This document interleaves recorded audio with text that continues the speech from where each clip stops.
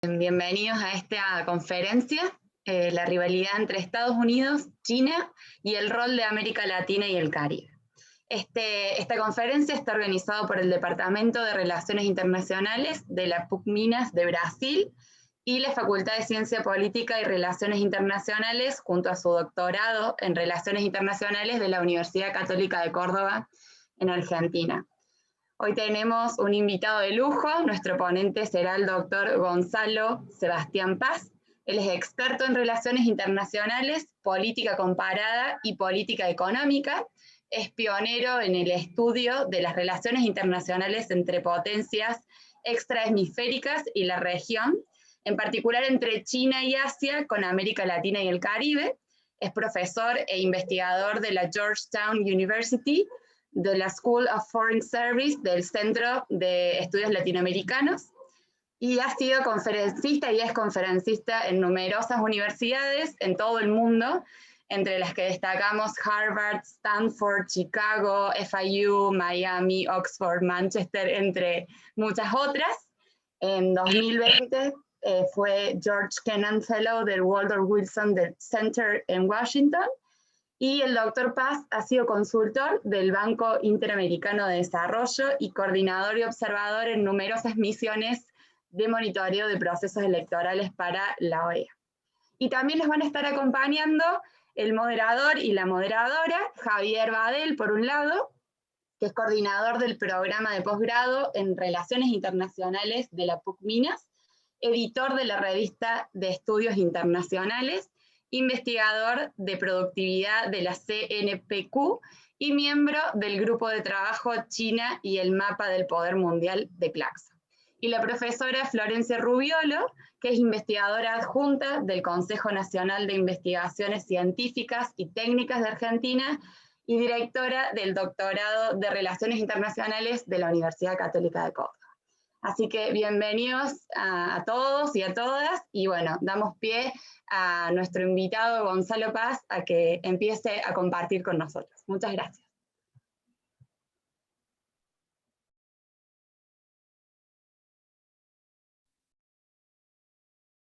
Muy buenas tardes, muy buenas noches, muy buenos días. Es un placer participar de esta actividad. Quiero agradecer especialmente a las dos universidades organizadoras y a sus facultades y departamentos.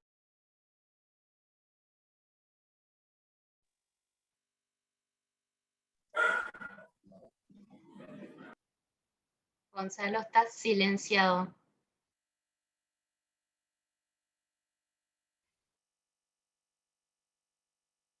Gonzalo. Ahí está. ¿Empezamos de vuelta o se cortó? No sé. Estabas agradeciendo a las facultades y agradezco ahí mucho a las dos instituciones organizadoras, a las dos universidades y a las facultades y departamentos involucrados, a sus responsables, el doctor Javier Badel y la doctora Florencia Rubiolo, y a todo el equipo que participó en la coordinación de esta conferencia, con Melissa y los demás miembros que han trabajado realmente duro. Y es un placer estar con tantos colegas, con futuros colegas, también llamados estudiantes en algunos círculos, y muchos viejos amigos, y espero también muchos nuevos amigos.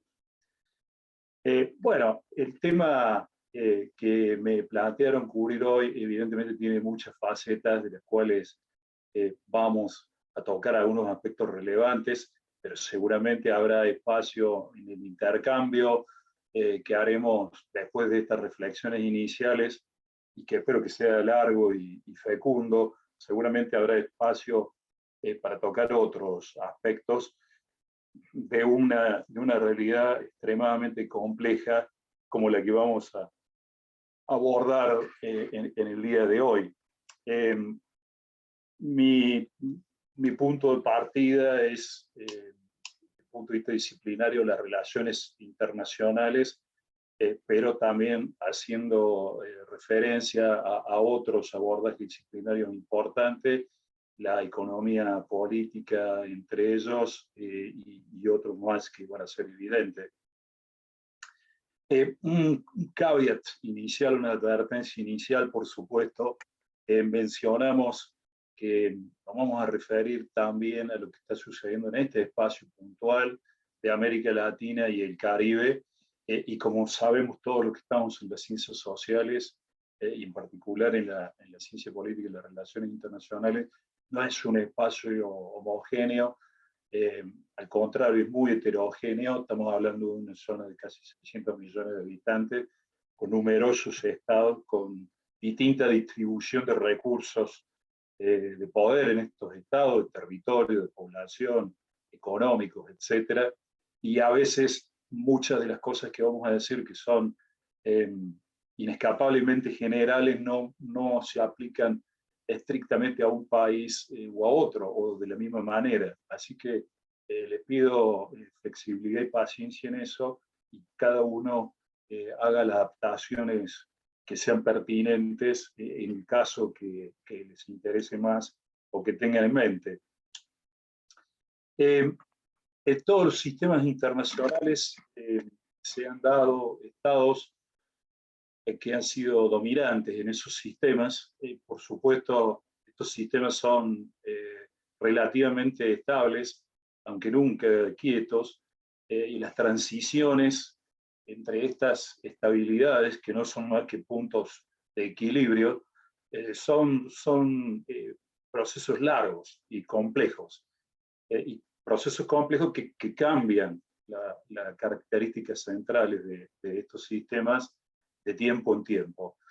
Y estamos nosotros precisamente en uno de esos periodos que han sido conocidos en la historia, pero que son relativamente infrecuentes. Y eso dota a este sistema de un dinamismo, de una inestabilidad que es inescapable. La potencia más importante en los últimos 100 años aproximadamente, un poco más, evidentemente ha sido Estados Unidos, y ha sido particularmente relevante en nuestra área del mundo, por supuesto. Si bien ya desde 1823, con la doctrina Monroe, Estados Unidos proyecta una vocación, destino manifiesto hacia lo que se llama también desde Estados Unidos el hemisferio occidental, Estados Unidos careció de recursos para efectivizar esa visión por muchas décadas. Por supuesto, con la guerra mexicano-estadounidense de 1848 se da un paso importante, pero no va a ser hasta la guerra hispanoamericana de 1898 donde Estados Unidos adopta un papel hegemónico, incuestionable, sobre todo en el Caribe, en el sur de América del Norte, en América Central y en el norte de América del Sur.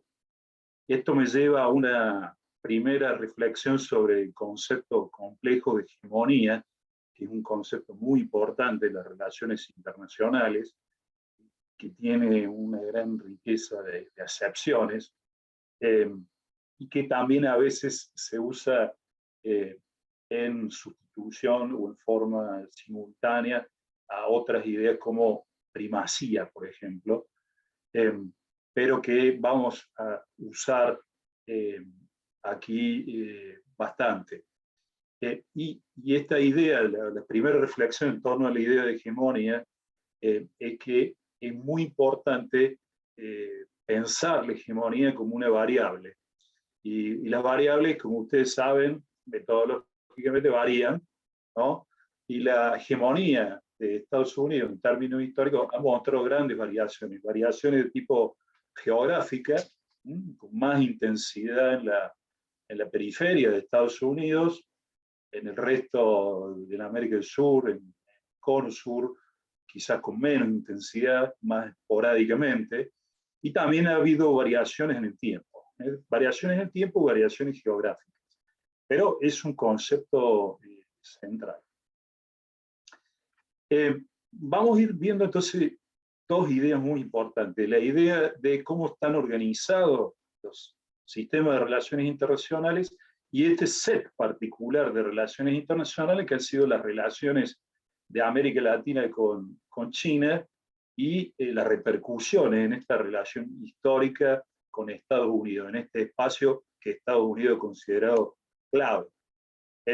Si nosotros estamos en una discusión ya hace muchos años sobre el ascenso de China, que evidentemente China ya ascendió, ya es una potencia de primer orden, pero evidentemente en esa discusión era obvio que los efectos de ese ascenso se tenían que ver en todo el mundo. Y sobre esto hemos tenido una actividad académica fuerte de hace más de casi 3 décadas. Y en mi opinión, siempre América Latina fue un espacio clave, en términos metodológicos, el caso crítico. ¿Y por qué digo esto? Porque la emergencia de Estados Unidos como una superpotencia mundial está directamente vinculada con el hemisferio occidental. Uno de los más grandes investigadores sobre la Guerra Fría, que fue John Lewis Gaddis, afirmó que antes de transformarse en una superpotencia global, Estados Unidos fue una potencia hegemónica en el hemisferio occidental. Es decir, que nuestra zona del mundo está asociada muy intrínsecamente con la emergencia de una identidad de Estados Unidos como una superpotencia. Estados Unidos tiene más en juego en ese plano en América Latina que en África o que en otros lugares del mundo, donde puede haber intereses duros, como por ejemplo el Medio Oriente, etc. Pero nuestra región tiene una importancia, repito, muy importante para esa identidad, esa imagen de sí mismo de Estados Unidos como una superpotencia. En estas relaciones triangulares, y acá me quiero detener un momento, siempre que hablamos de las relaciones entre China y América Latina, hay un triángulo explícito o implícito, porque al haber sido históricamente Estados Unidos una potencia hegemónica en esta región del mundo, siempre existía una preocupación, como ya mencionamos desde la doctrina Monroe, con respecto al rol de los actores extrarregionales en este espacio. Y China también ha sido muy sensible a la idea de que esta era una zona que definían en los términos de la Guerra Fría, era una esfera de influencia, una sphere of influence de los Estados Unidos. O sea, China ha tenido con América Latina un crecimiento espectacular en sus relaciones, sobre todo económicas, en estas 2 décadas iniciales del siglo XXI, pero a la vez ha sido muy consciente en dónde se está produciendo este fenómeno. Es notable el uso de una palabra que es muy incómoda en América Latina, que no nos gusta para nada, que es esta idea del backyard, del patio trasero. Es una idea que se usó mucho hace más de 50 o 60 años en la literatura sobre las relaciones de Japón con América Latina, que pasó también al análisis de las relaciones entre Corea del Sur y América Latina, y que muchos colegas chinos usan con asiduidad, aunque a muchos latinoamericanos nos moleste esta caracterización de patria de Estados Unidos. Pero vale la pena entonces hacer esta observación porque entonces cuando hablamos de las relaciones entre China y América Latina, siempre existe este fantasma explícito o implícito del rol de Estados Unidos, de las reacciones de Estados Unidos, de la presencia de Estados Unidos. Este triángulo, que obviamente tiene 3 lados, en el lado entre China y Estados Unidos, es el lado de más peso de este triángulo. Y que forma la parte de la primera parte del título de esta presentación de hoy, que alude a la actualidad de esta relación, a la rivalidad entre Estados Unidos y China. Esto es muy importante porque en algún momento en América Latina, recuerdo yo una serie de viajes que hice en muchas capitales de la región con apoyo de la Smith Richardson Foundation en 2007, 2008, 2009, 2010, se decía que yo preguntaba, bueno, ¿qué piensan ustedes? ¿Cómo va a reaccionar Estados Unidos a los crecientes vínculos que tenemos con China? Y en muchas capitales, sobre todo en Caracas, en La Habana, pero en otros lugares también, me decían, bueno, no, a China no la van a poder parar. A China no la van a poder parar. Y esta idea era muy, muy importante y preanunciaba un espacio de maniobra para las políticas exteriores latinoamericanas importantes, pero de alguna manera subestimaba la relación entre China y Estados Unidos, aún en términos de rivalidad. Este verdaderamente es la relación bilateral más importante del mundo desde hace al menos 3 décadas. En algún escrito que tengo también de hace más de 2 décadas ya afirmaba esto y creo que hoy en día está totalmente consolidado. Desde hace unos años también se ha hablado de la posibilidad de un G2 como shortcut para entender este mundo, que evidentemente no es un G2 de la misma naturaleza que el G20 o que el G7, porque no es un espacio de coordinación y de articulación de gobernabilidad, sino más bien, reitero, tenemos que bajar al plano más básico de una relación bilateral que es la más importante del mundo, pero que es de naturaleza crecientemente conflictiva.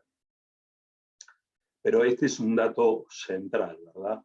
Y esto tiene mucho que ver con el cálculo de flexibilidad y de espacio en las políticas exteriores latinoamericanas que a veces subestiman este factor. Podemos hablar más adelante también de ello.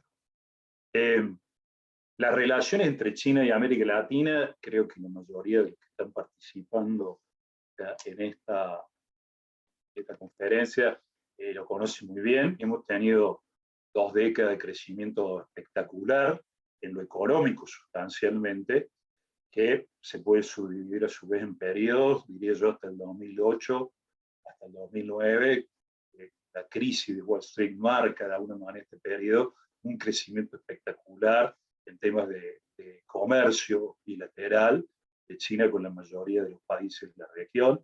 China se transforma en el socio número 1 o número 2 de la mayoría de los países de la región, con o sin relaciones diplomáticas.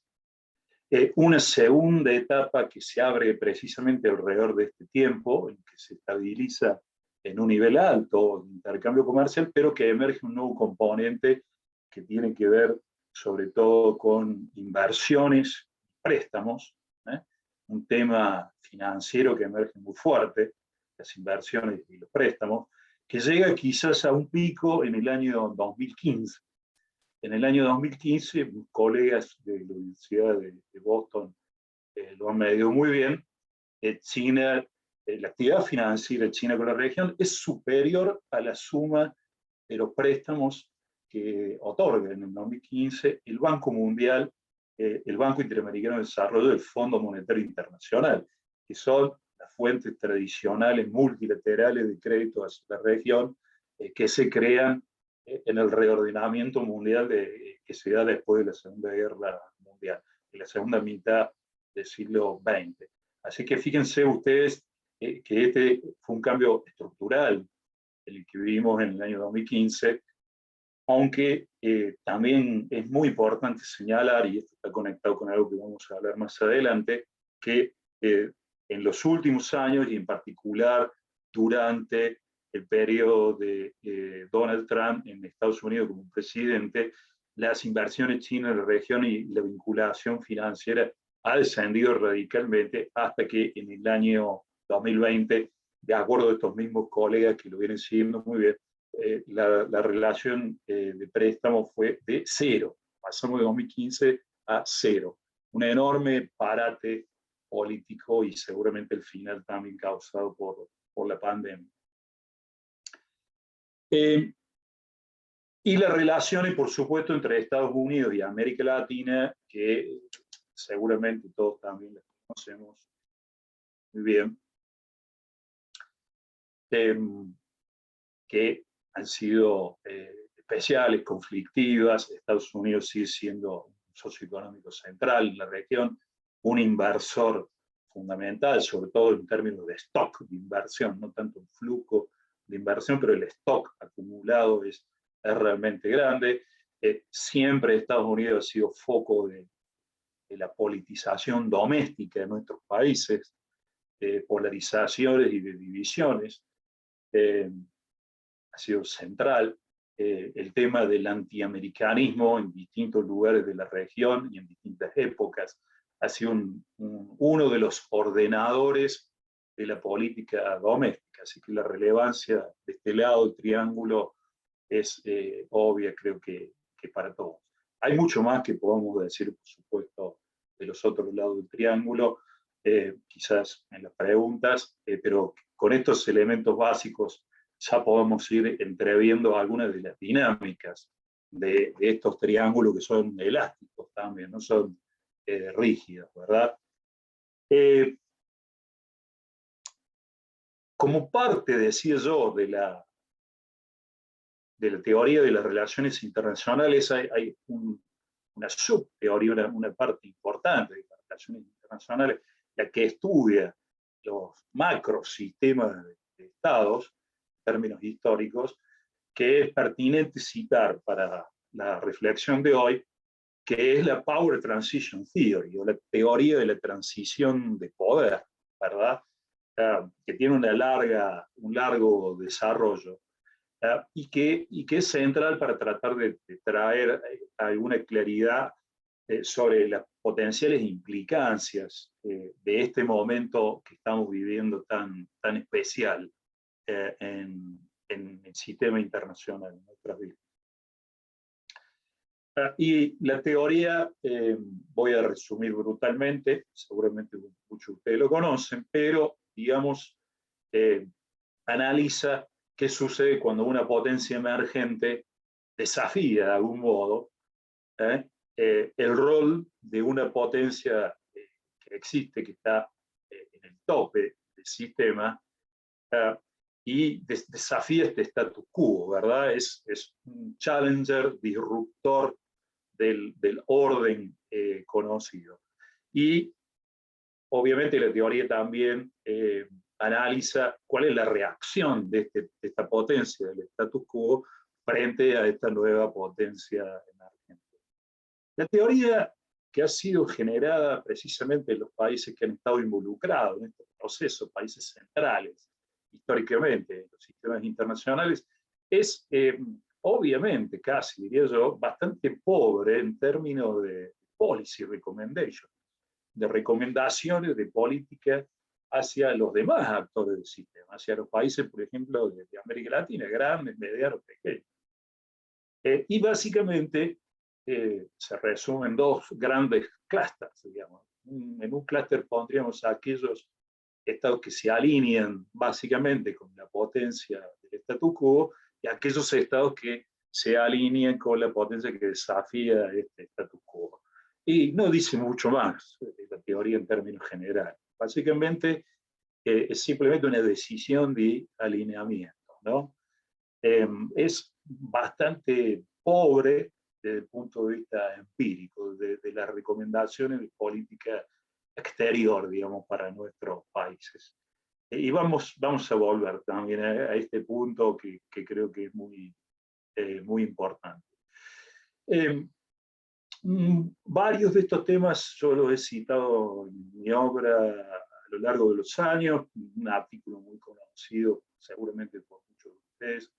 Es un artículo que salió publicado en China Quarterly en marzo del año 2012, en el cual ya hablaba de muchos de estos elementos, de la Power Transition Theory, etc. Más recientemente, en el año 2016, un colega también bien conocido, una de las grandes figuras de las relaciones internacionales contemporáneas, Graham Allison, de la Universidad de Harvard, hizo una serie de conferencias, entrevistas, de papers y finalmente de un libro, analizando este cambio que hoy estamos protagonizando, que ya es parte de nuestras vidas personales, y hizo un estudio muy interesante en términos históricos, y llegó a la conclusión de que en los últimos 500 años había habido 16 episodios de transición de poder en los sistemas de relaciones internacionales, de los cuales 12 habían finalizado en conflictos violentos, en guerras, ¿verdad? Es decir, que en términos históricos, esta situación de desafío, de emergencia de nueva potencia, de desafío a la potencia existente, es de una gran peligrosidad.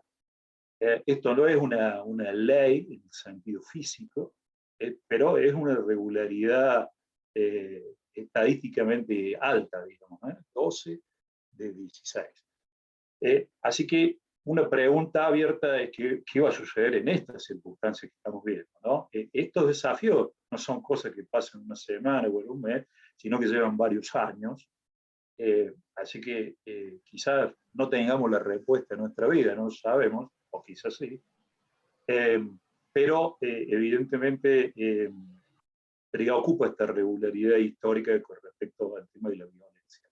Otras corrientes teóricas en las relaciones internacionales, como por ejemplo el constructivismo, ponen mucho énfasis en que las realidades sociales son realidades que precisamente existen por estar sostenidas por la sociedad, por los seres humanos que están viviendo en un momento determinado del tiempo, y que como manifestaciones de nuestro comportamiento pueden ser modificadas. Las acciones son comportamientos que son guiados, digamos, por una idea, por un pensamiento, y como tales, digamos, no estaríamos condenados a la violencia. Esta sería la escuela, por ejemplo, de un realista más tradicional como John Mearsheimer de Chicago, pero para muchos constructivistas no estaríamos condenados a esto, sino que esta realidad en la que estamos inmersos tiene hasta un cierto punto un grado de maleabilidad. Y que por lo tanto lo que pasó en el pasado no necesariamente es un predictor exitoso de lo que va a suceder en el futuro, ¿verdad? Entonces se abre aquí, al menos teóricamente, una posibilidad para un desenlace distinto de una coyuntura, de una transición de poder en el sistema internacional. Las ideas son muy importantes porque son finalmente las que determinan las posibilidades el rango de posibilidades que los actores, los decision makers, los líderes de los distintos países tienen en un momento dado. Así que esta discusión es teórica, pero tiene, digamos, enormes consecuencias.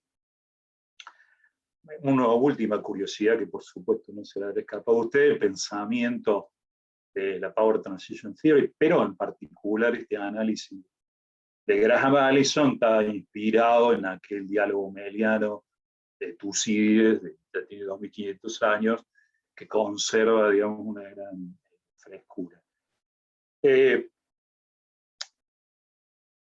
Quisiera pasar ahora a ver en más detalle lo que ha pasado en los últimos años en la relación entre Estados Unidos y China. En particular, ustedes saben que China tiene liderazgos más largos y más estables, en particular un poco siguiendo lo que ha pasado con los últimos presidentes en Estados Unidos. Para no irme más lejos, me voy a focalizar en este siglo. Y más precisamente en el año 2006, hace 15 años atrás. En el año 2006 sucedió algo bien interesante para América Latina, porque se iba a llevar a cabo la primer cumbre entre Hu Jintao y el presidente Bush. Iba a haber una visita de Estado del presidente Hu Jintao a Washington en abril del año 2006, y un mes antes viajó el principal responsable del Departamento de Estado de China y propuso el establecimiento de un diálogo bilateral entre las dos potencias, entre Estados Unidos y China, sobre América Latina y el Caribe.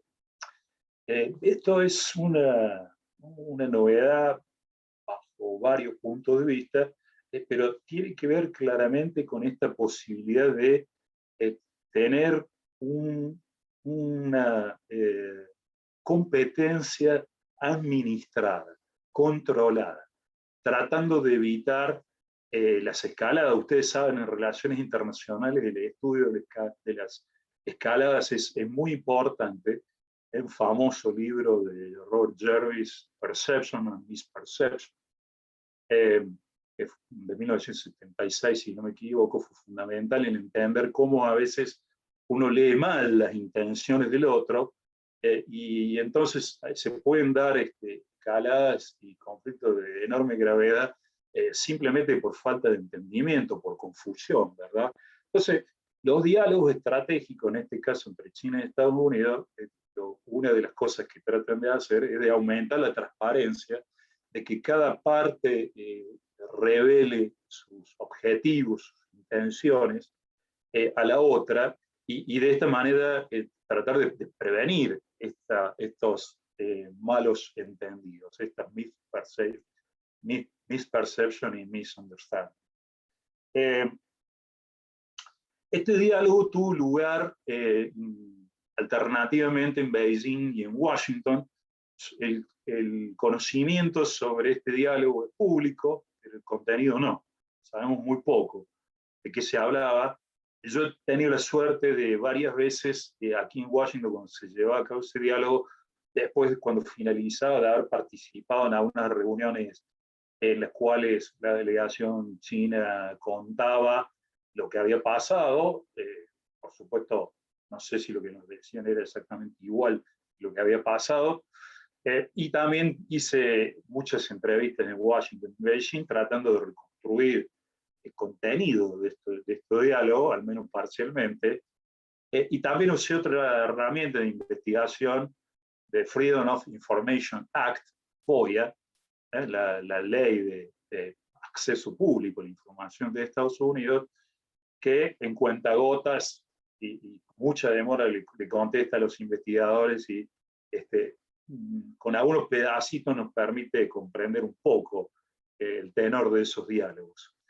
Pero quizás lo más interesante sea la historia de este diálogo en sí mismo, como una herramienta de administración de un conflicto en sí mismo, que ha sido continuado después durante la administración Obama, las dos administraciones Obama, pero que fue descontinuado con la administración Trump. La administración Trump dejó de dialogar con China sobre América Latina y el Caribe. Es un dato muy importante. Una nota al pie: a América Latina no le gustaba mucho saber de que este diálogo tenía lugar y no participar del mismo, ¿verdad? A veces China o Estados Unidos hacían reuniones con los embajadores acreditados en sus países y contaban algo a los diplomáticos, pero en general América Latina, digamos, conoció muy poco el contenido de este diálogo. En el comienzo de la administración Trump, entonces, para ir viendo con más detalle lo que ha pasado en los últimos años, se dan una serie de cambios importantes. Ustedes saben, una de las primeras decisiones de la administración Trump fue sacar a Estados Unidos del proceso de Trans-Pacific Partnership, el TPP. Y esto fue una decisión de enorme peso. Este era un nuevo esquema de integración que se venía negociando muchos años en el Asia-Pacífico, y del cual China no formaba parte. Y Estados Unidos unilateralmente, bajo Trump, decide retirarse de este esquema de integración, con la lógica por detrás de que estos esquemas habían sido perjudiciales para los norteamericanos, habían propiciado el outsourcing de industrias hacia otros países y finalmente la pérdida de puestos de trabajo, etc. Pero, desde el punto de vista exclusivo de relaciones internacionales, esta fue una decisión de enorme calado. Ustedes saben que un elemento central en las relaciones internacionales, cuando analizamos la capacidad de un país, es ver hasta qué punto un país tiene la capacidad de proponer o de imponer normas generales, de carácter general a los demás. y aquellos países que tienen una baja capacidad o una capacidad nula y que tienen que aceptar las normas que se van generando a nivel internacional. Llamamos a eso la capacidad de ser un rule maker o ser un rule taker, ¿verdad? Bueno, al retirar Estados Unidos del TTP, evidentemente perdió un gran poder en términos de ser un rule maker. Esto fue una cosa de un enorme alivio para China. En China el TTP se percibía como una enorme amenaza al futuro China, y en China había una percepción de que Estados Unidos estaba tratando de encerrar a China, de rodear a China de actores hostiles, de crear un entorno disfavorable a su emergencia como una superpotencia mundial. En la secuencia temporal, cronológica de cosas, entonces, es muy importante también entender cómo en el año 2013 emerge la iniciativa de Belt and Road, ¿no? La iniciativa de la cinta y la ruta de la seda, Belt and Road Initiative, que al principio era One Belt, One Road, y después se unificó como Belt and Road Initiative.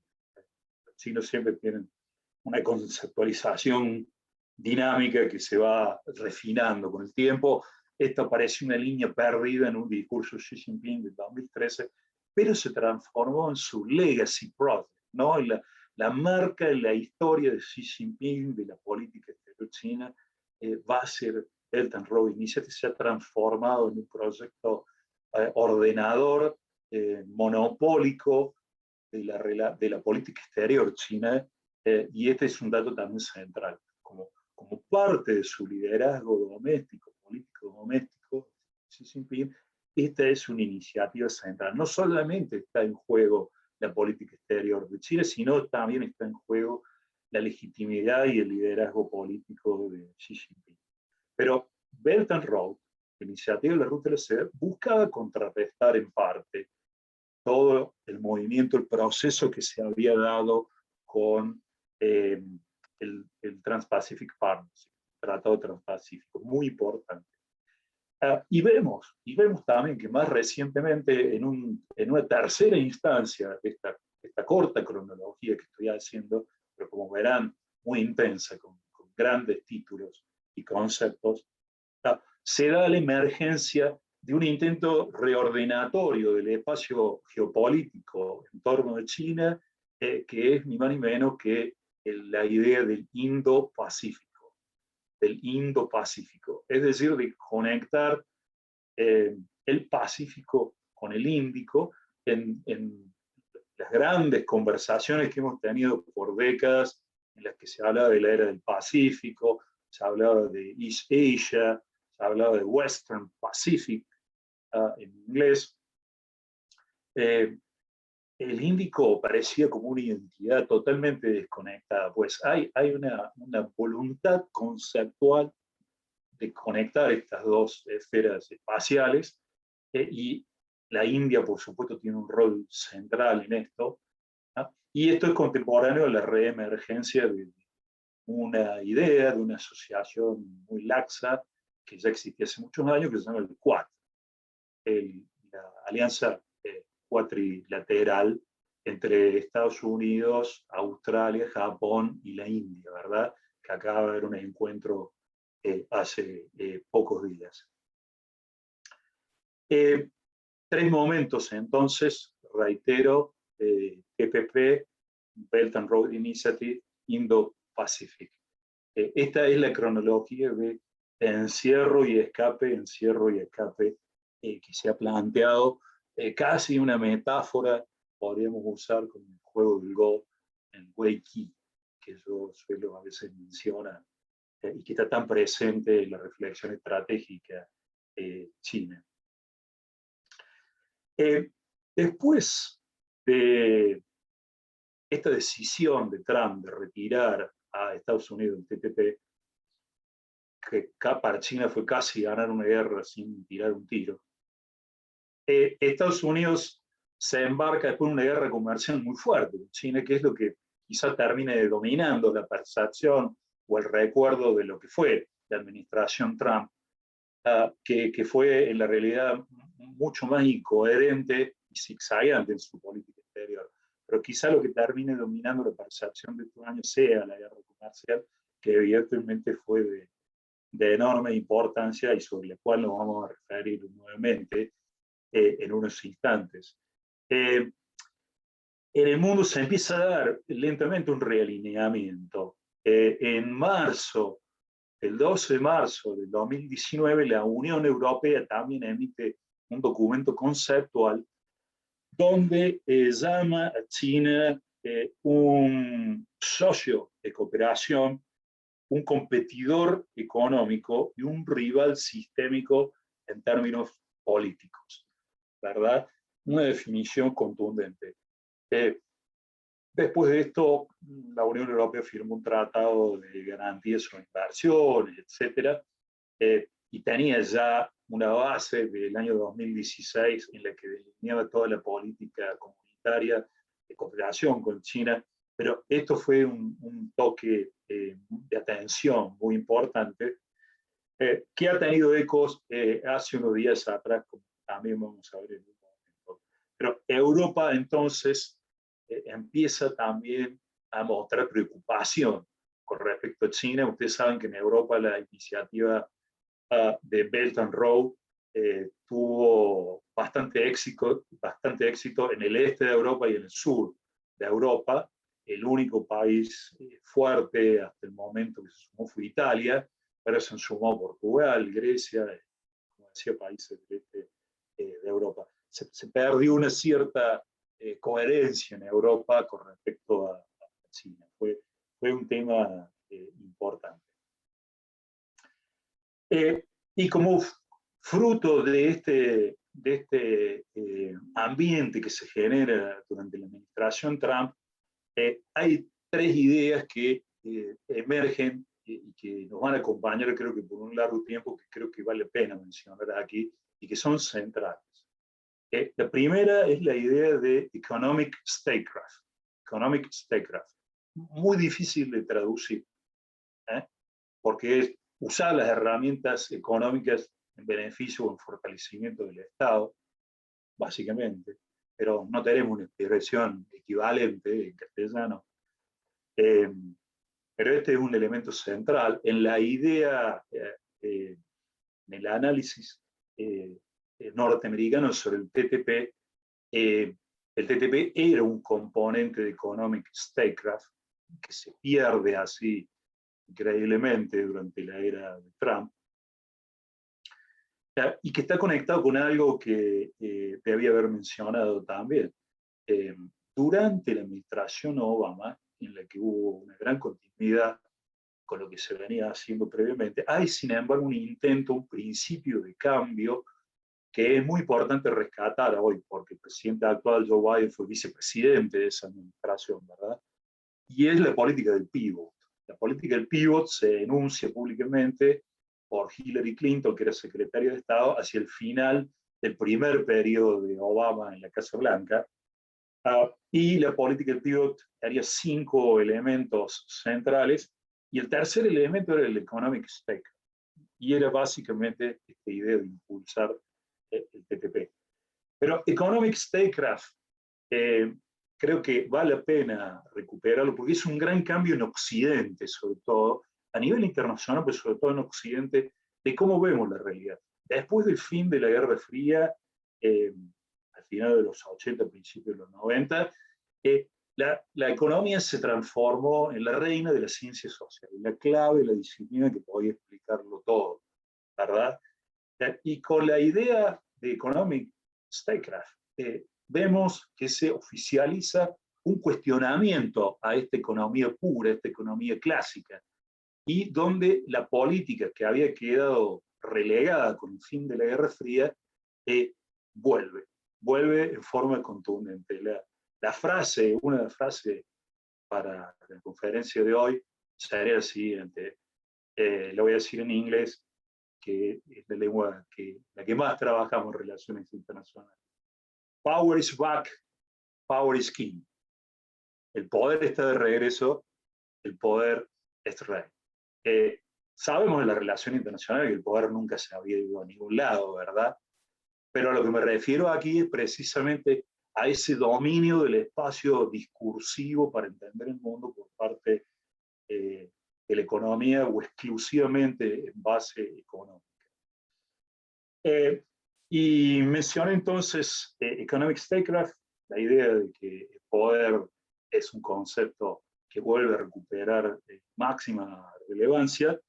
Y la tercera idea que quisiera recuperar también es que está asociada con la guerra comercial, es la de decoupling, la desconexión entre la economía de Estados Unidos y la economía de China.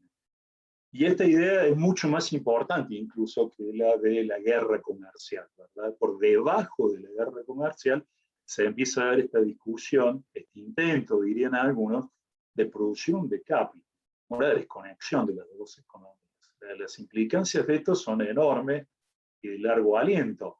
Hemos vivido en décadas de una creciente globalización, pero un proceso de decoupling sería una clonación con dos núcleos de este proceso de globalización homogéneo que hemos vivido hasta ahora en estas décadas, y en el cual se podrían dar, digamos, dos formas de globalización. No sabemos qué tipo de compatibilidad habría entre las tecnologías que dominan estos procesos de globalización, y en donde está una de las claves de lo que estamos viviendo, una competencia por el dominio tecnológico de la inteligencia artificial, de las comunicaciones de 5G, y que eso es lo que está por detrás del foco sobre Huawei en los últimos años, a nivel mundial y a nivel de América Latina. En estos breves semanas o meses que llevamos la administración Biden, tenemos una enorme riqueza de declaraciones, eventos y documentos que enriquecen esta reflexión que estamos compartiendo hoy, que sería muy largo entrar a analizar, pero podemos hacerlo en las preguntas. Uno de ellos, por supuesto, la cumbre de Anchorage, de Alaska, que finalizó recientemente. Un documento clave que es el Interim Guidance, que es el documento que va a guiar a la administración de Obama hasta que salga la nueva doctrina de seguridad, que va a actualizar a aquella que se hizo público en diciembre del 2017 y que informó las decisiones de la administración Trump. Y el otro documento reciente y muy importante es un documento que ha hecho público la CIA, en el que analiza las tendencias globales. Y otros eventos importantes, además de la cumbre de Anchorage, evidentemente ha sido la sanción del 22 de marzo, que aplicó Estados Unidos, la Unión Europea, el Reino Unido y Canadá a algunos individuos en China que han estado participando en eventos de violación de derechos humanos desde el punto de vista, repito, de Occidente. Quisiera dedicar unos minutos finales antes de entrar en el intercambio de ideas acerca de precisamente retomar esta idea inicial del rol de América Latina en el espacio. En ese artículo que mencioné del año 2012, ese es un artículo que uso mucho a veces en los cursos que tocamos temas de metodología en la maestría y en el PhD, en el doctorado, porque trataba de encontrar una forma de responder a la pregunta si China estaba desafiando la hegemonía de Estados Unidos en la región o no, en los años previos a los que escribí ese artículo, antes del 2012. Y claro, uno puede responder a esa pregunta desde la intuición, pero digamos, yo traté de crear un mecanismo para responder a esa pregunta. Y se me ocurrió que era importante ver el récord, hacer un análisis histórico de qué había pasado antes. Porque si bien la historia no se repite, es, por otro lado, también absurdo ignorar el peso de la historia, ¿verdad?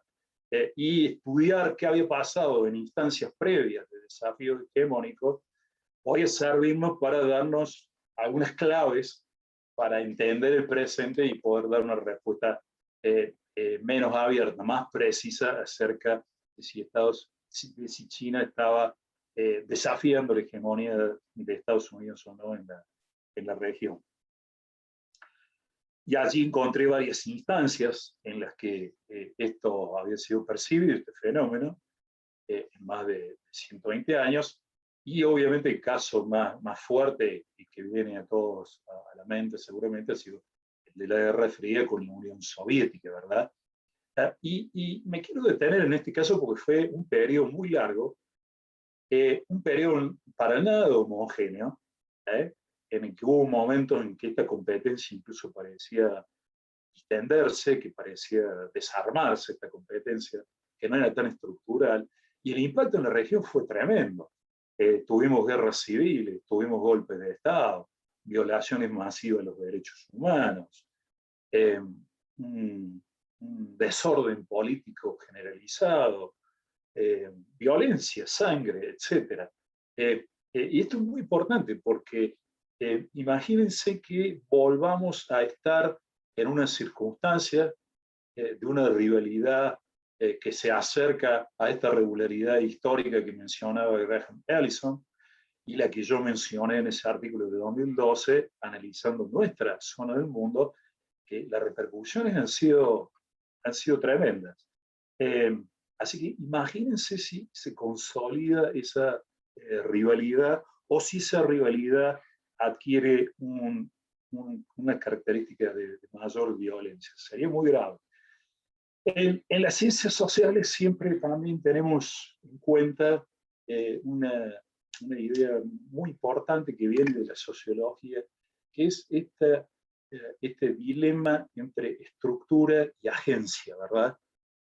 En términos muy simples, ¿hasta qué punto somos presos de las circunstancias en las que vivimos y hasta qué punto tenemos un grado de libertad para operar, para cambiar esa realidad? ¿Cambiamos la realidad o la realidad nos cambia a nosotros? En términos muy simples. Y esto en América Latina, por supuesto, como respuesta a esta rivalidad, en esta transición de poder que nos toca vivir a nosotros, es muy importante. Obviamente, la posibilidad de operar en un sistema internacional tiene un peso enorme, los recursos con los que cuenta un país, un Estado dado, ¿verdad? Probablemente no sea la misma capacidad la Trinidad Tobago, así. O sea, es difícil hacer una comparación que tenga sentido entre las posibilidades de influencia de El Salvador con la de México, por poner dos ejemplos rápidos, digamos. Y es muy difícil generalizar, pero evidentemente uno puede pensar que los países con más recursos podrían tener algún grado de agencia y negociar mejor las condiciones en esta coyuntura que necesariamente tiende a reducir la agencia. Otros pensarán, bueno, no, pero es que si hay una rivalidad, una potencia regional que desafía a Estados Unidos, se da precisamente una posibilidad de extraer concesiones de ambos lados. Este juego es posible, al menos teóricamente, no es nada fácil de llevar a cabo, no es nada fácil de sostener también un tiempo, y hay que hacerlo con mucha precisión y puede tener consecuencias serias. También tenemos que pensar que en orden de armar estas coaliciones, los dos países pueden usar carrots or sticks, como también se dice clásicamente en relaciones internacionales, zanahorias o garrotes. Los que tuvieron la política exterior de Estados Unidos allá a principios del siglo XX recordarán esto. Y por lo tanto, los elementos de atracción, pero a la vez las amenazas de castigo o los castigos están presentes. Ahí es un mix que puede ir cambiando, pero que es muy importante conocer al derecho.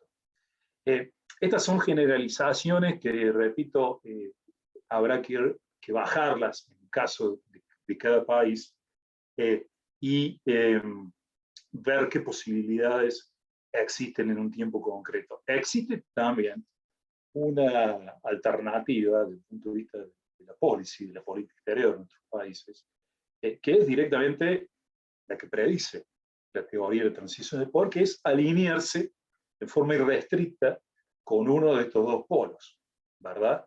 Tratar de transformarse en el campeón, en el aliado privilegiado de la superpotencia en esta competencia. Esto es también una opción que está disponible y que, por supuesto, en los alineamientos políticos domésticos, este va a ser un elemento que va a estar presente, al menos de un punto de vista potencial.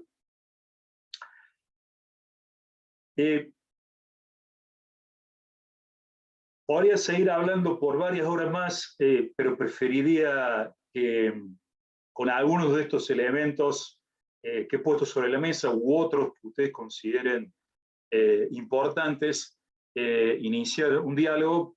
Por lo pronto, agradezco muchísimo la atención de ustedes y quedo abierto y dispuestos a las preguntas, así que por favor disparen sobre mí. Muchísimas gracias. Bueno, gracias Gonzalo. Excelente la presentación, la verdad, excelente, interesante, actual, analítica, profunda. Bueno, un lujo escucharte. Yo tenía una pregunta, lo que pasa es que también tenemos muchas preguntas del público, así que yo voy a dejar igual la mía, por las dudas. Pero mi duda es, vos hablaste de una competencia administrada que había comenzado de alguna manera hace algunas décadas, se había iniciado. Si esta competencia administrada uno podría pensar que todavía no está del todo ausente en América Latina entre Estados Unidos y China. Si realmente es que hay una verdadera competencia cuerpo a cuerpo, o si hay determinados acuerdos implícitos de hasta dónde avanzar, hasta dónde el territorio es del otro. Esa era mi pregunta. Y antes de dar paso a las preguntas del resto, voy a dejar hablar a Javier, que seguramente tiene un comentario. Te dejamos responder y después te leo a las preguntas del público. Perfecto. Muchas gracias. Buenas noches a todos y todas por acompañarnos. Un récord de gente, más de 240 personas, en algún momento 250. Excelente presentación, Gonzalo. Un gran placer en tenerte aquí. La diáspora argentina está en 3 países diferentes, pero bueno, esto vale como internacionalización. Y bueno, el comentario básicamente es a partir de 2 cuestiones. Vos abordaste una serie de cuestiones que muestran una incertidumbre en nuestra región, ¿no? Incertidumbre porque estamos en un proceso de, tal vez, como mencionaste, de reordenamiento mundial, tal vez no tan abrupto como en una guerra, en la Segunda Guerra Mundial, pero tal vez llegue a cambios tan profundos como fue la posguerra, ¿no? Y para eso mencionaste, dentro de tu rica charla, la idea de proyección. Me quedó de otro evento que tuvimos. Lógicamente que en aquel reordenamiento hubo una proyección de los Estados Unidos que fue cambiando, como lo mencionaste, ¿no? Y el Rising China, la ascensión de China, el ascenso, perdón, me sale bien en portugués, el ascenso de China, que ya no es ascenso, muestra a partir, sobre todo, y corregime, me da la impresión, muestra a partir de Xi Jinping, del gobierno de Xi Jinping, una aceleración del going out, a partir de esa Belt and Road. Eso interpreté, que ahí lo mencionaste, ¿no? Mi idea es cómo ves esa proyección. ¿Por qué digo esto? Porque China es una incógnita para muchos. Lo que estoy deduciendo en los últimos, y esto es un comentario dentro de la pregunta, es que hay mucha confusión del mainstream de economía, de las ciencias sociales en general, y de nuestra área más específica, relaciones internacionales, entender a China. El gobierno Trump lo pone de manera abrupta, pero hay un elemento de razón. Nos engañaron 40 años, porque la idea de proyección americana, que se hereda de Europa, es intentar transformar a otro en vos. Puede ser un zombie, pero en transformar en el modelo occidental. Y lo que ellos ven con Trump de manera, te digo, de manera más grosera, digamos, poco diplomática, lo vimos es decir, bueno, nos engañaron, es el Partido Comunista. Y nunca China ocultó eso. Nunca. El liderazgo del Partido Comunista, que es muy diferente al soviético, muy diferente, porque no es para imponer modelos. Pero de cualquier manera, eso nos pone una piedra en el zapato, digamos. Que algo está pasando, algo no entendemos de China. Y eso pasa con la región. ¿Es guerra fría? ¿No es guerra fría? Vamos a tener que optar. Y todos esos interrogantes te los tiro a vos ahora porque de hecho hay una nueva proyección internacional, llamémoslo como quieran. La globalización no va a morir, no hay un decoupling, es muy complicado, no se ve eso. Y el 14º Plan Quinquenal de China está invitando a los inversores a que, lógicamente, seducidos por el gran mercado chino, imagínate pasar de 400 a 800 millones de clase media china lo que van a comprar, no va a parar de comprar vino, no va a parar, o sea, soja, lo que sea, pero lo que te digo es que lo que quería, cerrándolo aquí, es que esa proyección nos coloca en un desafío en la región. Yo pienso que hay países que tienen más margen de maniobra que otros en la cuestión de la gente, ¿no? Y bueno, la gran pregunta es esa, ¿cómo ve esa nueva proyección y esa colisión o no en nuestro ámbito, ¿no? Porque nosotros somos periferia y vamos a recibir los coletazos, ¿no? En gran medida, ¿no? Bueno, abro para Flor, si querés leer Sí. preguntas del público. ¿Te dejamos contestar, Gonzalo, estas dos? Porque capaz que da para contestar bastante, unos minutos, y cuando terminas, te leo algunas preguntas del público porque trataremos de no excedernos demasiado de las 7:30. 7:45. Perfecto, ningún problema. Bueno, excelentes reflexiones de colegas y organizadores, muchísimas gracias. Realmente estamos como Windows, abriendo pantallas, ¿verdad? Con una enorme riqueza cada uno.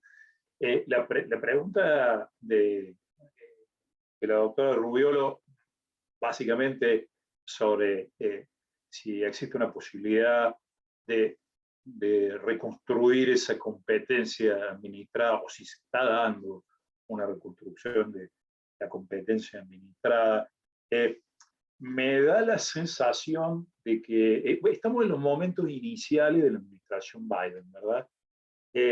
Y los demócratas, además, siempre, contrariamente a las expectativas de mucha gente, suelen ser muy duros en política exterior, porque como precisamente existe un prejuicio de que son más blandos, etc., tienden a veces a sobreactuar para compensar esa percepción, al menos inicialmente, ¿verdad? Entonces, hemos visto, digamos, una nueva administración comenzando a caminar, digamos, con mucha fuerza y diciendo las cosas muy claramente. Y veremos, digamos, esta energía inicial hasta dónde llega, si continúa durante toda la administración o se agota en unos meses. Pero lo notable acá, creo yo, es que más allá de los zigzagueos de la política de Trump, que creo que fue muy incoherente y altamente perjudicial en fondo para los intereses de Estados Unidos, sin embargo, me da la sensación de que se ha generado en Washington un cierto consenso mínimo en la élite política de Washington, que atraviesa ambos partidos, de que los verdaderos problemas de relaciones internacionales de Estados Unidos son de carácter estructural y que seguirá existiendo el terrorismo, los problemas del Medio Oriente, el petróleo, etcétera, pero que los verdaderos desafíos de carácter estructural, tectónico, diría yo, es precisamente el tema del desafío que plantea China. Una China, y acá lo conecto también con la segunda pregunta, que tiene una asertividad creciente, una fuerza creciente, sobre todo con Xi Jinping desde el año 2012-2013, en el que se cierra una etapa, la etapa que se había abierto post-Mao en China, que estuvo dominada por esta idea de Deng Xiaoping, que era básicamente escóndete, no hagas mucho ruido y acumula fuerzas, ¿verdad? Esta etapa evidentemente ha terminado y Xi Jinping utiliza una política exterior mucho más asertiva, más nacionalista y de algunos hechos consumados también. Así que diría yo que es posible de que haya una competencia administrada, pero me parece que el elemento más importante ahora a rescatar es ese consenso y esa continuidad mayor, quizás entre el periodo Trump con el de Biden, al menos inicialmente, pero en el que mi intuición es que en la administración de Biden se va a buscar dotar de mayor profundidad estratégica y de mayor coherencia a la política exterior, ¿verdad? Y además que no va a ser esto una acción unilateral de Estados Unidos, sino que va a tratar de recrear un marco de alianza. No sé si vamos a llegar a un multilateralismo recuperado, pero ciertamente al menos de un manojo de alianzas esenciales en este espacio geopolítico construido que es el del Indo-Pacífico. Fíjense ustedes que hasta el comando de Estados Unidos en el Pacífico cambió de nombre a Indo-Pacífico, ¿no? Las ideas terminan teniendo un impacto institucional. No son simplemente una conversación entre intelectuales o diletantes, ¿verdad? Yo creo, y aquí conecto un poco con el espíritu de pregunta de la doctora Rubiolo, que China ha sido muy sensible a las reacciones de Estados Unidos en sus relaciones con América Latina. Creo que las expectativas que había en América Latina, el caso quizás más exagerado, claro, es el de Chávez, que se imaginaba que China iba a ser un external balancer, como se dice también en el realismo de relaciones internacionales, un apoyo externo que le permitiera mantener un grado de enfrentamiento alto con respecto a Estados Unidos. Esto nunca se verificó y tengo muchas pruebas sobre esto. Y también sostengo que China ha sido por un largo periodo en el siglo XXI muy, muy cuidadoso en el sentido de tratar de potenciar las relaciones económicas, pero ha mostrado un autocontrol muy elevado en términos políticos y de efectos no deseados frente a terceros, ¿no? Uno ve una especie reitero, de autocontrol permanente en muchas decisiones que se han dado. Para mencionar una que siempre menciono, China hizo público dos libros blancos sobre su política exterior hacia América Latina en el año 2008 y en el año 2016, y yo siempre menciono la fecha en la que se hizo público el primer documento, en el año 2008, que fue el 5 de noviembre del año 2008. Muchos alumnos me dicen, profesor, ¿para qué se acuerda una fecha tan exacta, digamos? Bueno, es importante porque fíjense ustedes que las elecciones presidenciales en Estados Unidos fueron el 4 de noviembre del 2008, el día anterior. Esto quiere decir que un documento en el que trabajaron varios cientos de personas por muchos meses estuvo listo y se decidió frenar el hecho de hacerlo público, este documento, hasta que hubieran pasado las elecciones presidenciales norteamericanas. Los chinos no quisieron quedar atrapados de la dinámica de la lucha política norteamericana. Y tengo muchos otros ejemplos al respecto que demuestran este grado de autocontrol. Por tanto, ¿es posible recrear estos mecanismos de intercambio de información? Es posible. Por el momento no he visto ningún anuncio al respecto. Y diría yo que el escalamiento que está implícito en la idea de la transición de poder y en el estudio de Graham Allison, etc., por el momento en América Latina pareciera que no estamos tan cerca de eso, en el sentido de que China ha mostrado un gran autocontrol, y también mencionaba yo que durante el periodo de Trump bajaron dramáticamente las inversiones de China en la región. Así que el autocontrol chino es lo que ha permitido, digamos, un espacio en el que Estados Unidos ha vuelto a reaccionar también, ¿no? Y ha reaccionado, por ejemplo, cuando República Dominicana, Panamá y El Salvador cambiaron el reconocimiento de Taiwán hacia la República Popular China. Estados Unidos se enojó mucho, la administración Trump retiró a los embajadores de esos países, que ustedes saben que es una medida muy fuerte diplomáticamente, etc. ¿no? Con respecto al comentario de Javier, coincido con muchas de las afirmaciones de Javier. Es evidente, como mi colega mencionaba, que esta idea de transformar al otro en vos, que estaba basado a su vez en la idea de que el intercambio comercial, la inserción de China en las instituciones existentes que ordenaban el mundo que se había creado por guerra, por sí misma, iban a generar un proceso de socialización. Y que China se iba a transformar en un jugador muy importante, pero en un jugador del sistema, no en un actor que desafiaba el sistema. Y por otro lado, hacia el interior de China, que el crecimiento, la emergencia de esta clase media, a la que también hacía referencia el profesor Badel, necesariamente conllevaba un aumento de las demandas políticas, ¿verdad? Y que iba a haber un proceso de democratización. En todo caso, ya muy temprano en el proceso de modernización china, que arranca en 1978, en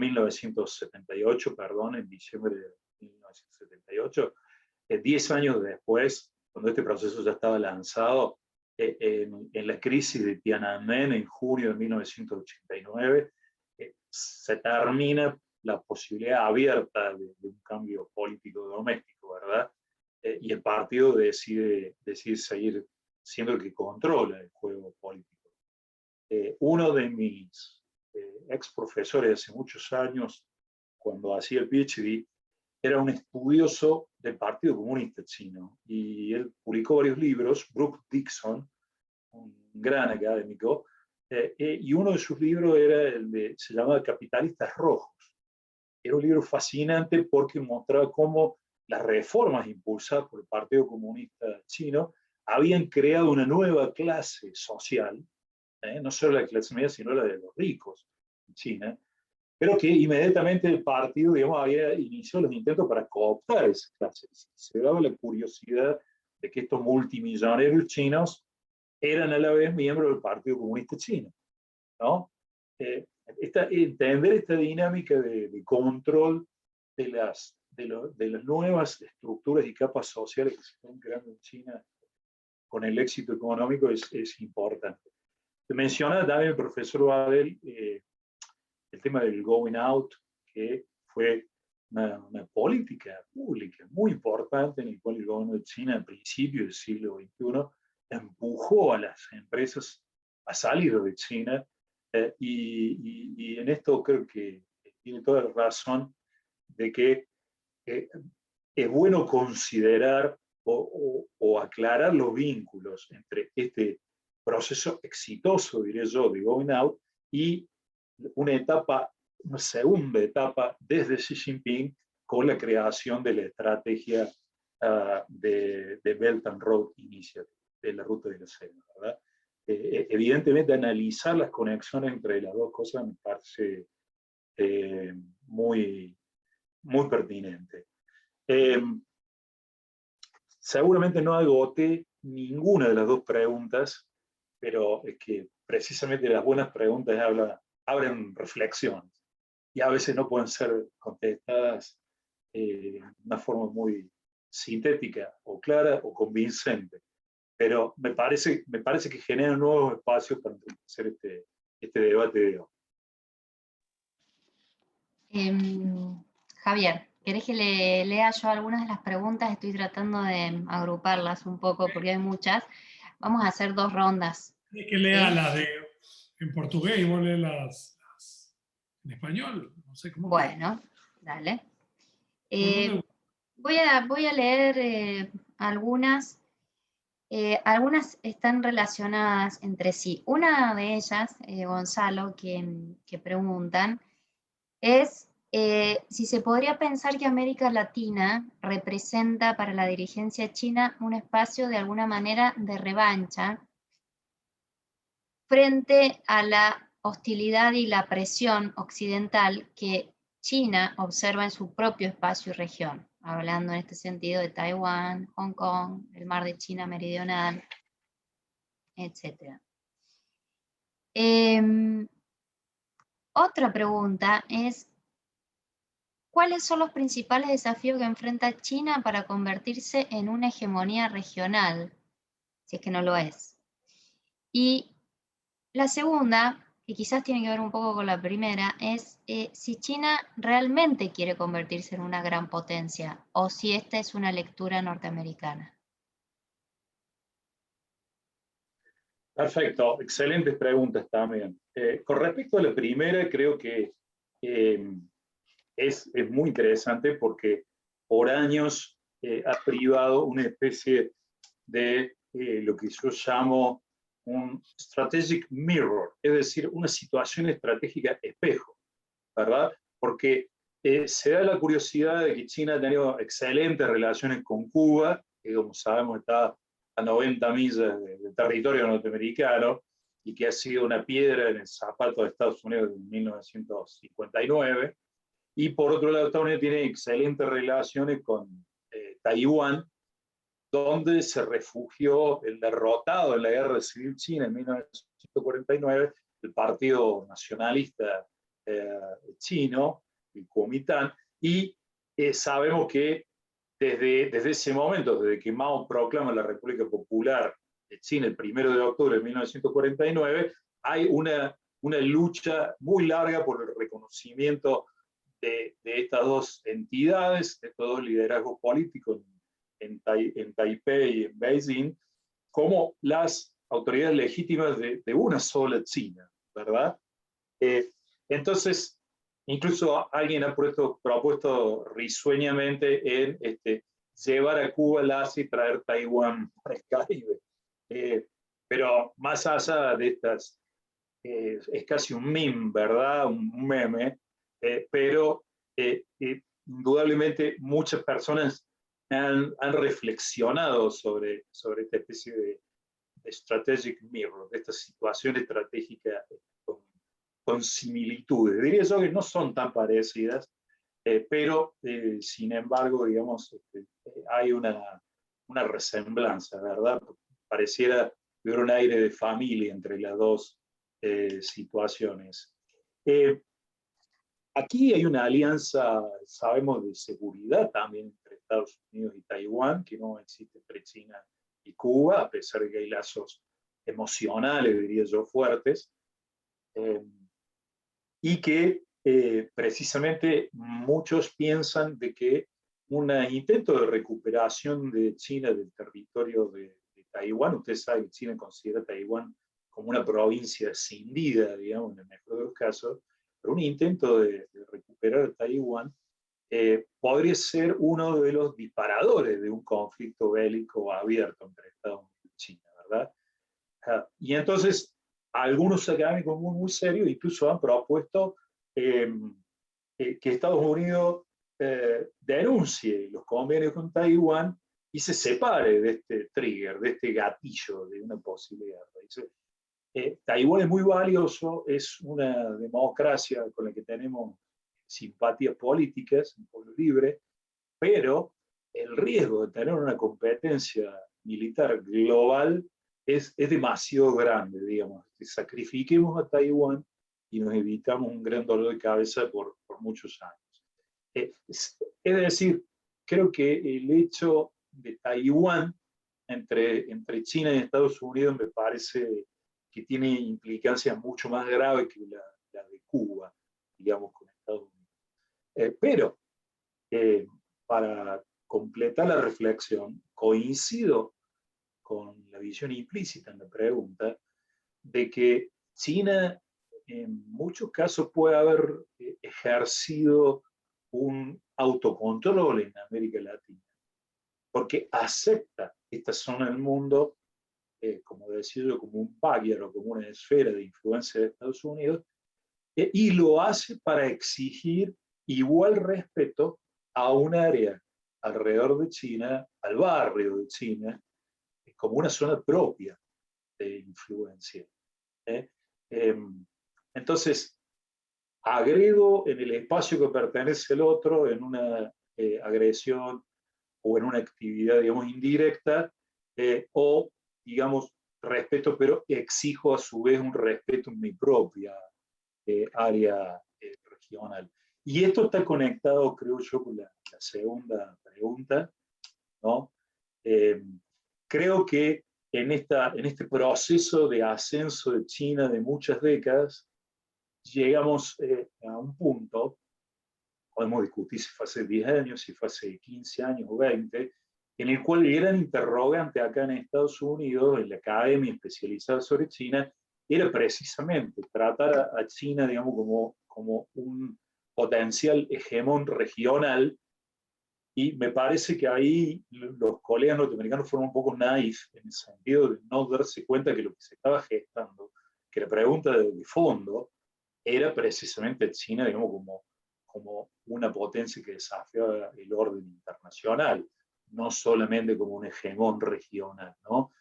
Me parece que cronológicamente en este proceso de ascenso China, esta era la pregunta principal hace unos años.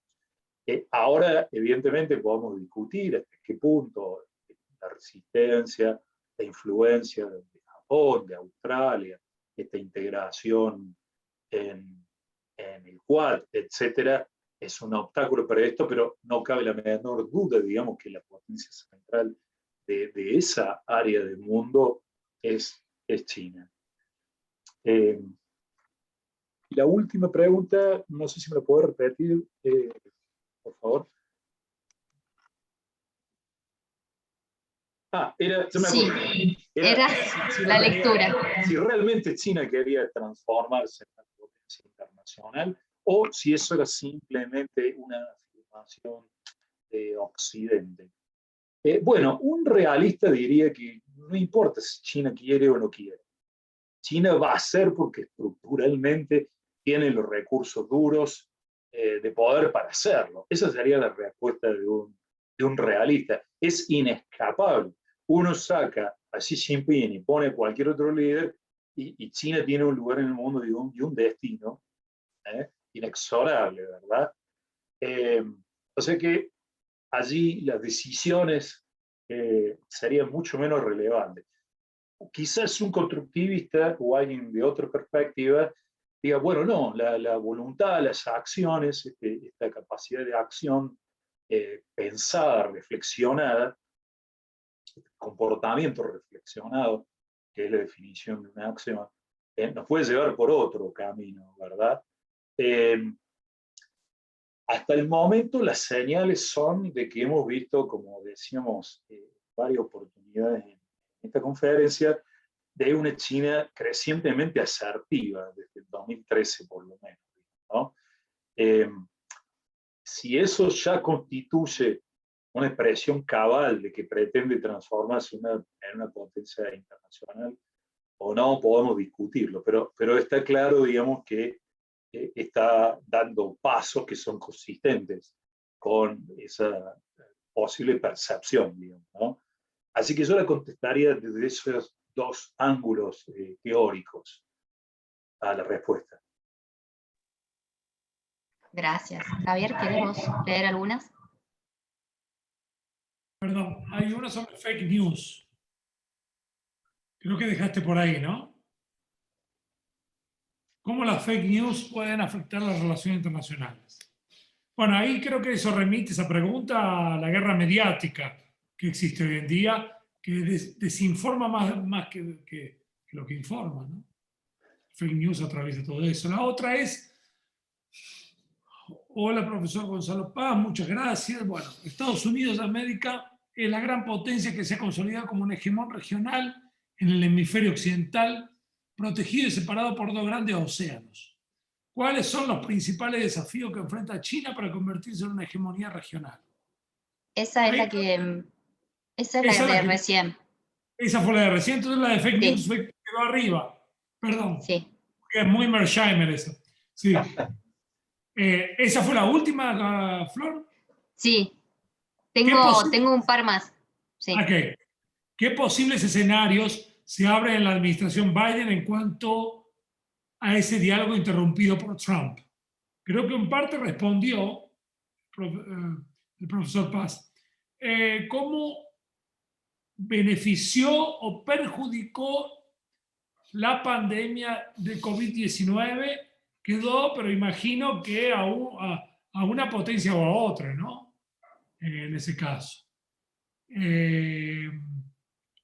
Y está la de Franco después. ¿La dejamos para después o ahora?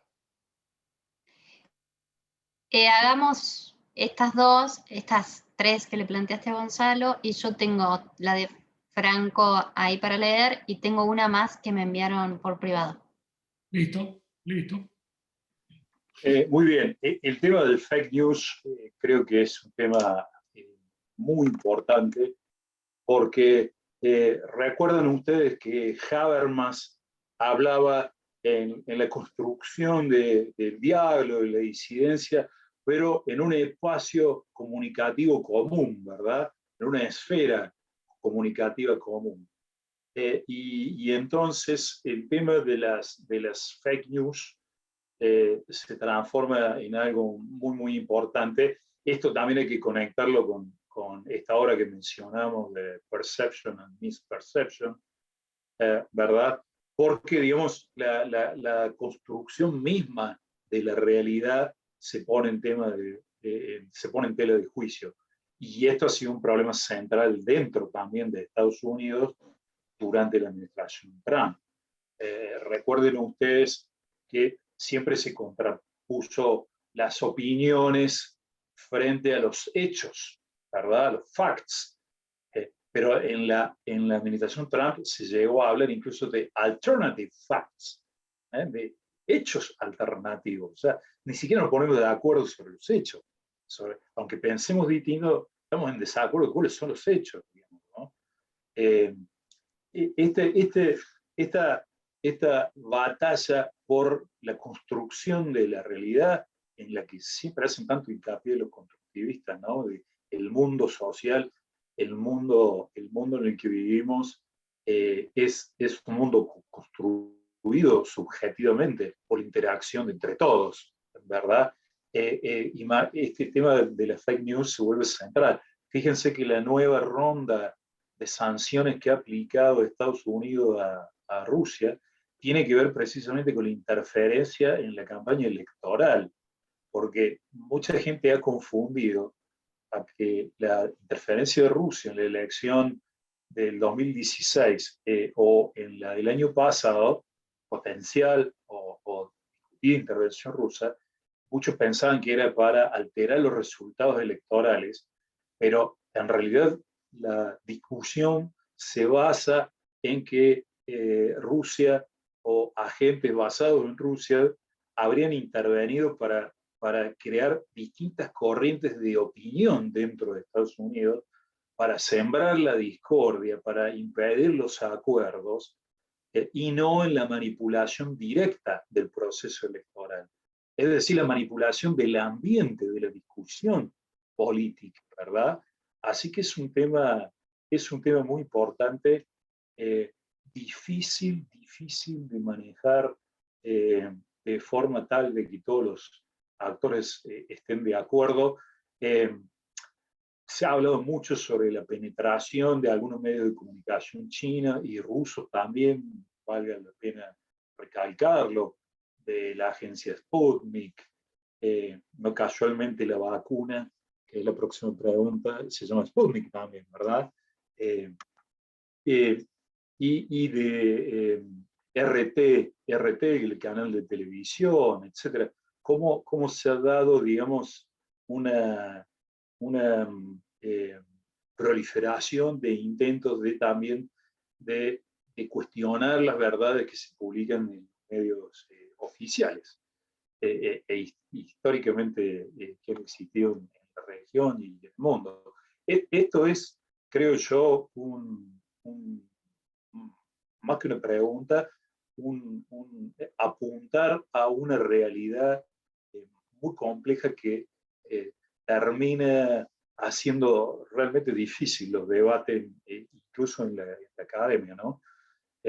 Pero no deja de ser un peligro desde el punto de vista de las relaciones internacionales muy grave. Y domésticamente, ciertamente lo es porque contribuye a la polarización, etc., al desgaste de las democracias también, que funcionan mejor en un espacio de circulación abierta de noticias y el comentario siguiente sobre el COVID creo que es muy importante porque es esta realidad por momentos abrumadora de las que estamos viviendo hace ya más de un año y medio, que comenzó probablemente en China. Hay varias formas de las preguntas sobre el COVID y las relaciones entre China y América Latina. Hay varias formas, pero una de las formas más frecuentes en la que se puede simplificar quizá la reflexión es si China ha sido ganadora o no de la situación del COVID, ¿verdad? Al menos en América Latina. La verdad es que, como decimos al principio, los sistemas de relaciones internacionales son bastante estables, son equilibrios, pero son equilibrios que tienen una cierta perduración, porque la distribución de los factores de poder dentro de cada uno de los elementos de ese equilibrio es bastante inelástica, ¿verdad? Es muy difícil que un país aumente de poder dramáticamente rápido o pierda ese poder dramáticamente rápido. Una guerra de escala mundial, por ejemplo, puede producir este tipo de efectos, ¿verdad? La Alemania nazi perdió, digamos, una gran parte de su poder en los dos estados que quedaron después de la Segunda Guerra Mundial, la Alemania Occidental y la Oriental, o el Japón mismo después de su derrota en la Segunda Guerra Mundial. Entonces, cuando uno ve las relaciones de poder relativas, es decir, de un país frente a otro, de un año a otro, en realidad son bastante estables, ¿verdad? Pero claro, la pandemia, creo yo, sí tiene, digamos, una cierta capacidad disruptora. Vamos a ver, todavía no ha terminado, por supuesto, así que no sabemos qué resultados va a tener. Sabemos cómo entraron los países a esta crisis, pero no sabemos cómo van a salir, ¿verdad? Da la sensación de que China, al menos si bajamos la discusión o hacemos una discusión más específica en términos de soft power, yo no estoy nada seguro de que haya sido ganadora hasta ahora en América Latina, como creen muchos. En varios países en la pandemia existieron esas imágenes de un avión chino aterrizando y bajaban, ¿no?, estos packs con guantes, con barbijos, bastante pocas vacunas, hay que decirlo, que decían, bueno, es un regalo o es fruto de la amistad de China con algún país latinoamericano, con Colombia, con Argentina, con Chile, etcétera, digamos, ¿no? Entonces, parecía que China tenía una especie de COVID diplomacy muy activa y muy, muy visible, y que esto le daba grandes ventajas, pero sin embargo, en forma paralela se suscitaron muchas preguntas y muchas sospechas sobre la relación entre la emergencia de esta epidemia y China, ¿verdad? Si el virus nació o no nació en China, si el virus nació en China por casualidad en la naturaleza o si fue creado artificialmente. Si China hizo lo posible para que este virus se propagara por el mundo o si tomó todas las medidas pertinentes para impedir esto. Si China compartió la información suficiente sobre el virus en las etapas iniciales para que los otros países se prepararan. Esto es un clúster de muchas preguntas que tienen leves variaciones, muchas de las cuales caen en teorías conspirativas, pero que colectivamente hablando, este clúster de preguntas, que del lado chino también pueden ser percibidos como fake news, pero este clúster de preguntas yo creo que ha tenido un impacto también muy, muy grande.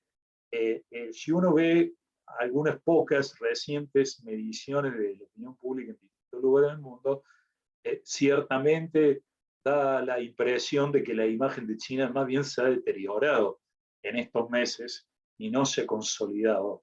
Aparentemente este esfuerzo con los aviones, con los carteles, con los regalos, no ha sido suficiente para compensar, diría yo, una desconfianza creciente en el mundo con respecto a China. Y el último capítulo de esto ha sido lo de las vacunas, que también ha habido problemas para producirlo en China, que China también ha hecho entrega o venta a algunos países de algunas de sus vacunas, porque tiene varias. Y la última polémica la tuvimos hace unos días, en que una serie de declaraciones bastante largas del encargado de combatir el COVID en China fueron interpretadas, según China, en forma sesgada en Occidente, o reducidas a la frase, la vacuna china tiene menos capacidad que la que pensábamos, ¿verdad? Y lo cual también corrió como reguero de pólvora en América Latina y mucho menos espacio tuvo la noticia de que China había desmentido que realmente había querido decir esto, ¿verdad? Así que estamos en esta esfera de comunicación donde se da esta batalla por la percepción acerca del rol de China. En términos duros, la actividad económica en China se ha recuperado casi a niveles previos, pero también acá quiero mencionar algo que no está directamente relacionado con la pregunta, pero con una parte de los comentarios del doctor Badel, y es que en el último plan quinquenal de China, por primera vez no se incluye una proyección sobre la tasa de crecimiento. Y sabemos que en este largo proceso que se desató en 1978, la economía china a unos años creció a tasas de más del 10 u 11%, que esa tasa de crecimiento tan alto venía declinando paulativamente, que en los últimos años era alrededor del 7, 5, 6,5, 6%, y ya este último plan quinquenal no incluye un número y de alguna manera permite a China, con la excusa del impacto real de la pandemia, blanquear una situación en la que probablemente no se puede seguir creciendo a las tasas previas, ¿verdad? Esto no deja de ser un dato interesante que sale del último plan quinquenal. Bueno, Gonzalo, y acá a riesgo de jugar con la paciencia también de los asistentes, que de todas maneras, impresionante la permanencia. Muchísimas gracias por eso. Tengo dos preguntas. Voy a ir a una que es, hablando del plan quinquenal, pero del anterior, me te preguntan cuáles serían los indicadores más importantes en la política económica y comercial de China del periodo 2016-2020 en su relación con Estados Unidos, es decir, del periodo previo. Y la última, una pregunta quizás, sí, de hecho más contemporánea, que es larga pero la voy a resumir, que es sobre el Banco Asiático de Inversión e Infraestructura. ¿Qué rol juega en su proyección, en la proyección china a nivel internacional, teniendo en cuenta que replica la estructura de instituciones multilaterales occidentales, que atrae a aliados norteamericanos? ¿Esto representa un desafío al sistema económico liberal o de alguna forma un guiño a este sistema, en realidad? Y acá cerramos. Perfecto. Bueno, preguntas muy importantes para la región y para el mundo, ciertamente. La complejización de la economía de China, la transformación de una economía en desarrollo, en una economía ya desarrollada, madura es la palabra que siempre usamos en este caso, hace que realmente sea muy difícil mantener un crecimiento cuantitativo a las tasas previas. Y es evidente de que China, por la lógica misma de este proceso de crecimiento, entra en una fase de crecimiento cualitativo más importante, ¿verdad?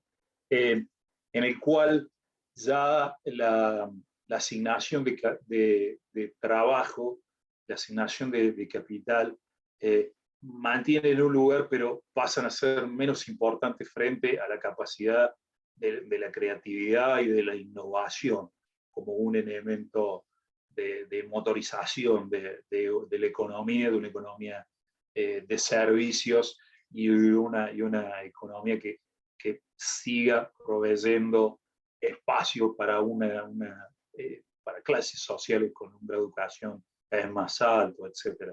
Es un proceso natural de evolución de una economía madura y a su vez es un proceso que se generan acciones para ir hacia una economía de mayor calidad, no solo de mayor cantidad.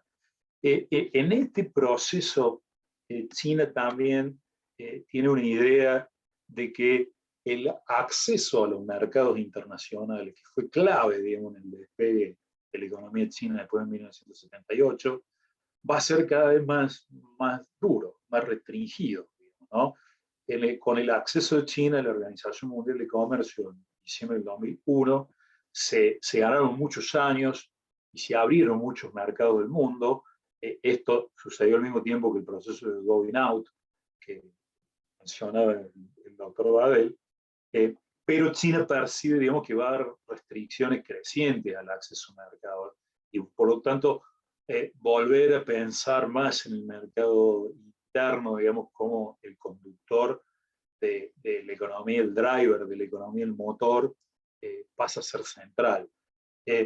China tiene acciones dirigidas desde el Estado también para incentivar esta promoción de la innovación y que repercute en lo que mencionábamos antes, en el dominio de las tecnologías de punta, de que China no solamente es un consumidor de tecnología, sino un generador de tecnologías y de estándares tecnológicos mundiales, ¿verdad? Y una de estas iniciativas ha sido Made in China 2025, que es básicamente una inversión masiva en el sector de semiconductores, etcétera, de la inteligencia artificial, a caballo con una expansión enorme de 5G, ¿verdad? Esto ha sido muy importante. Y por eso esta discusión también del decoupling, que podemos disentir en la probabilidad de que esto ocurra o no, pero se da simultáneamente en tantos lugares del mundo. Alemania, y está conectado con Economic Statecraft, ¿verdad? En Occidente. Alemania también se fija un plan de intervención del Estado en la innovación, China emprende un programa propio, parece ser que todo el mundo abre el paraguas preventivamente frente a esto, pero pasa un poco como el dilema de seguridad, ¿no? En la medida que uno toma estas acciones, crea inseguridad hacia los demás, lo que genera una percepción de seguridad individual, aumenta la percepción de inseguridad de los demás. Con respecto a la segunda pregunta, creo que la creación de nuevas instituciones con roles financieros internacionales por parte de China viene a caballo de varias cosas que vale la pena mencionar. La primera es que en este proceso de ascenso que tuvo por tantos años China, y la pregunta de hasta qué punto se amoldaba a las estructuras existentes del mundo, bueno, China evidentemente ha sido por muchos años un país que se ha beneficiado de estas reglas mundiales, pero que crecientemente pide cambios en las reglas y en las instituciones que corporizan esas reglas, instituciones que corporizan estas reglas. Y ha recibido respuestas limitadas, y China también entonces empieza a ser un generador de reglas y de instituciones, ¿verdad? Generar nuevas instituciones significa adquirir una porción mayor de este poder del que hablábamos antes, de rule maker, ¿verdad? De rule maker, porque evidentemente es la potencia que domina ese banco. Esto en cuanto a relaciones internacionales, pero también inscribiría la creación del banco en lo que tiene que ver con la internacionalización del yuan, ¿verdad? De la moneda china, que como ustedes saben también, este es un proceso que lleva muchos años, pero que se ha acelerado particularmente después de la crisis del 2008-2009, de la crisis de Wall Street. Por esos años se firman los primeros swaps de China con distintos países del mundo, el primero en América Latina entre China y Argentina, swaps de las monedas locales para intentar mantener un comercio bilateral sin tener que recurrir al dólar. Y poco tiempo después, unos años después, esto se visibiliza mucho, ¿no? Este nuevo rol internacional del yuan en la incorporación del yuan en la canasta de monedas del Fondo Monetario Internacional y de los derechos especiales de giro. Entonces, la creación de esta institución bancaria, digamos, creo que también hay que ponerla en este universo de políticas que se van dando cronológicamente y que forman parte de la expansión del yuan, que extrapolado a todas sus últimas consecuencias implicaría, digamos, la desaparición del dólar como la moneda de cambio y de reserva del sistema internacional, pero que en una fase, digamos, no tan terminal, bien podría ser la moneda de circulación de un proceso que se concreta de decoupling, o al menos de un ecosistema, digamos, que girara alrededor de este centro de gravedad en el que se ha transformado China.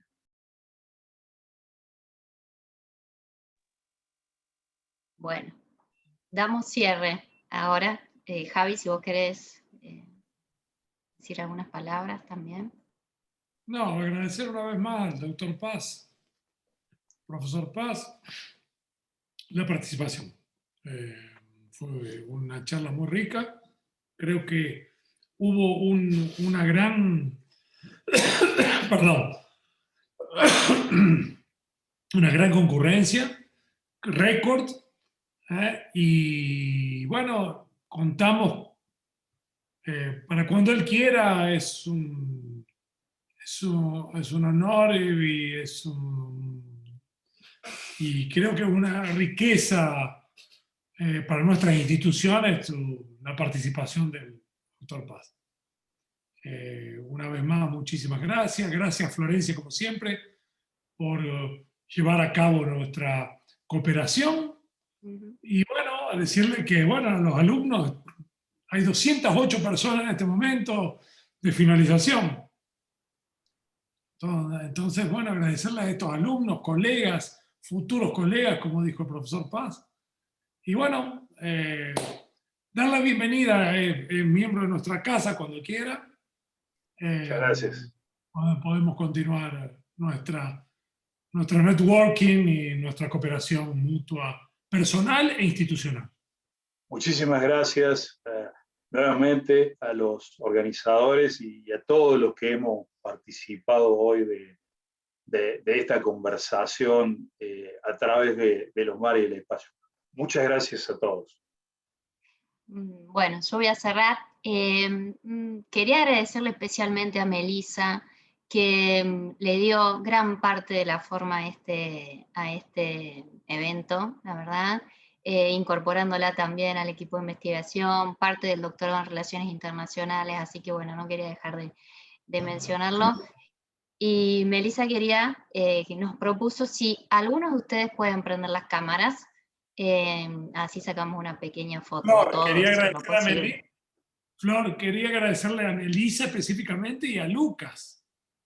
Y a Lucas también. Y a Lucas, que siempre nos ayudó en los flyers, así que son de gran valía, ¿no? Y gran ayuda para nosotros. Lucas no está aquí, Lucas es funcionario de nuestra institución, ¿no? Pero bueno, si lo quiere ver, lo verá después grabado y ya le agradecí antes.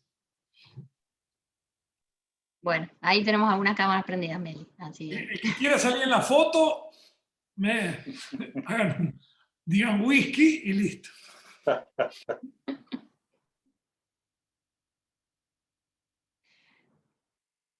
Acomodar el cabello. ¿Quién saca la foto? ¿Melissa? Melissa. Bueno, con esto voy a dejar de grabar. Les quiero decir, porque preguntaron en el chat si va a estar disponible en redes sociales. Sí, la intención es subirla a YouTube. Probablemente se haga a partir de la Puki Minas. Y bueno, agradecerles y especialmente agradecerle a Gonzalo por todo este tiempo, la generosidad, realmente excelente. Muchísimas gracias. Y gracias a todos. Gracias a todos. Gracias. Va a estar en el YouTube del departamento, que tenemos las conferencias, estamos poniendo las conferencias, así que después le mandamos el link y lo divulgamos en las redes sociales también. ¿Okay? Bueno, buenas noches. Adiós, gracias. Chao. Chao, descansen. Buenas noches, gracias. Gracias.